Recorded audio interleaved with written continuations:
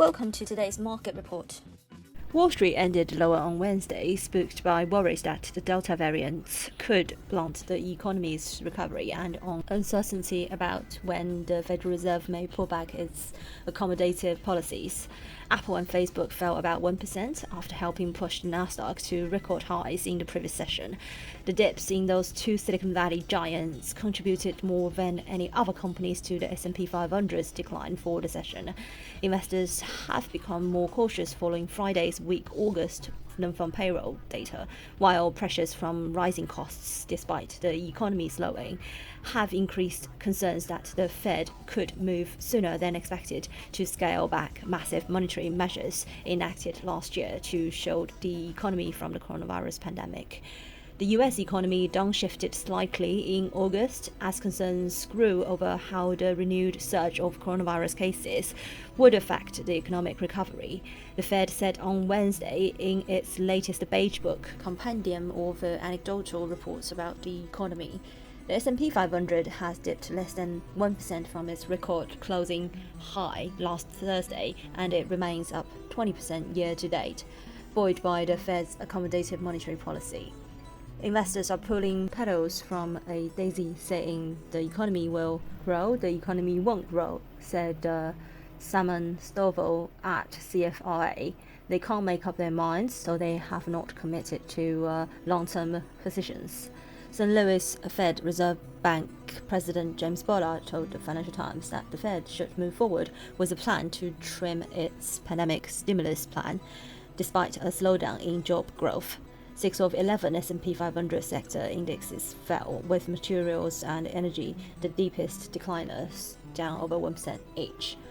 The Dow Jones fell 0.2% to end at 35,000, while the S&P 500 lost 0.13% to 4,500. The Nasdaq dropped 0.57% to 15,286. Perrigo Company plc jumped 9% after the drug maker said it plans to buy HRA Pharma from investment firms Astorg and Goldman Sachs Asset Management in a deal valued at 1.8 billion euros. Crypto exchange Coinbase Global Inc. fell 3.2% after the US securities regulator threatened to sue the firm if it goes ahead with plans to launch a crypto lending scheme. US payments giant PayPal Holdings declined 2.7% after it said it would acquire Japanese buy now pay later firm Payday in a $2.7 billion largely cash deal. Volume on US exchanges was 9.5 billion shares, compared with 9.1 billion average for the full session over the last 20 trading days. Declining issues outnumbered advancing ones on the New York Stock Exchange by a 1.71 to 1 ratio. On Nasdaq, a 2.18 to 1 ratio favored decliners. The S&P posted 32 new 52-week highs and 1 new lows. The Nasdaq recorded 55 new highs and 41 new lows. The GBP USD dropped further and bottomed at 137.25, reaching the lowest intraday level since 27th of August.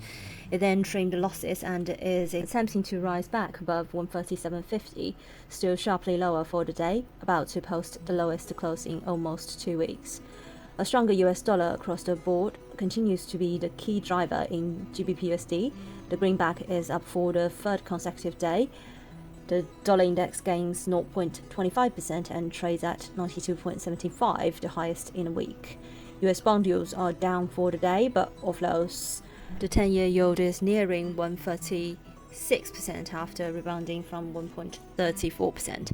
Economic data released on Wednesday showed the jobs openings and the labor turnover survey reached a record 10.9 million available jobs in the US in July. The 3-day slide in GBP/USD took the price from weekly highs above 139 back below the 20-day simple moving average 137.65. The area around 137.30 is the immediate support that, if broken, should lead to a test of 137.